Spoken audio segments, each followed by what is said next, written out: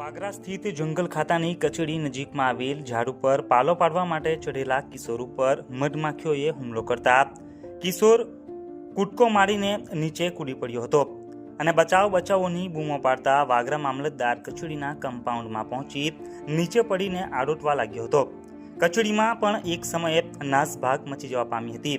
બાળકની ચીસો સાંભળી મહેસૂલ વિભાગના નવનિયુક્ત નાયબ મામલતદાર સંજય ખત્રીએ મદદે આવી બાળકને સારવાર હેઠળ ખસેડી માનવતાનો ઉત્તમ ઉદાહરણ પૂરું પાડ્યું હતું। બનાવ અંગે મળેલી વિગતો અનુસાર આજે સવારે લગભગ 11:30 વાગ્યાના અરસામાં વાગરા સ્થિત જંગલ ખાતાની કચેરી નજીક આવેલ ઝાડ નજીક 3 જેટલા નાના બાળકો બકરા માટે પાલો લેવા માટે આવ્યા હતા, જે પૈકી નિકુલભાઈ મહેન્દ્રભાઈ રાઠોડ ઉંમર વર્ષ 13 જે ઝાડ ઉપર ચડી પાલો પાડી રહ્યો હતો। તે વેળાએ ઝાડ ઉપર રહેલ ભૂરી મધનો મધપૂરો છંછેડાયો હતો, જેથી મધમાખીઓ ઉડવા લાગી હતી અને ઝાડ ઉપર રહેલ કિશોર ઉપર ડંખ વડે હુમલો કરતા કિશોરે બચાવોની ચીસ પાડી બચવા માટે ઝાડ ઉપરથી નીચે કૂદી પડ્યો હતો અને રડતા મામલતદાર કચેરીના કમ્પાઉન્ડ તરફ બચવા માટે દોટ મૂકી હતી અને ત્યાં જઈ જમીન ઉપર આડોટવા લાગ્યો હતો, જ્યાં રેશન કાર્ડ, આધાર કાર્ડ તેમજ કેવાયસીના કામ અર્થે મામલતદાર કચેરીમાં આવેલા અરજદારોમાં પણ એક સમયે નાસભાગ મચી જવા પામી હતી। એક નાનું બાળક મધમાખીના ડંખથી બચવા માટે બૂમો પાડી રહ્યું હતું, છતાં કોઈ પણ તેને બચાવવા માટે આગળ આવ્યું ન હતું। તે સમયે વાગરા મામલતદાર ઓફિસમાં મહેસૂલ વિભાગમાં નવા આવેલા નાયબ મામલતદાર સંજય કુમાર ખત્રીએ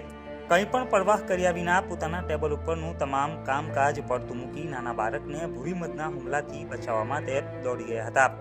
અને બાળક ઉપર રહેલી મધમાખીઓને રૂમાલથી ખસેડવાની કામગીરીમાં જોતરાઈ ગયા હતા અને ત્યારબાદ બાળકને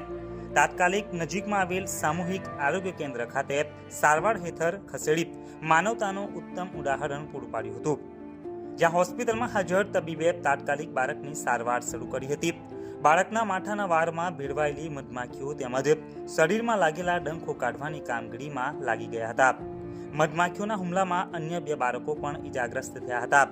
જેમાં મેઘા મહેન્દ્રભાઈ રાઠોડ ઉંમર વર્ષ 7, હિરેન નરેશભાઈ રાઠોડ ઉંમર વર્ષ 6 ને પણ મધમાખીઓએ ડંખ મારીને ઈજાગ્રસ્ત કર્યા હતા,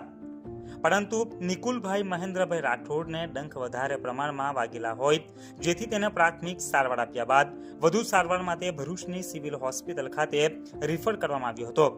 પોતાનો જીવ જોખમમાં મૂકી મધમાખીઓના હુમલાથી બાળકને બચાવી માનવતાનું કાર્ય કરનાર નાયબ મામલતદાર સંજયભાઈ ખત્રીની ચોમેરથી પ્રશંસાઓ થઈ રહી છે।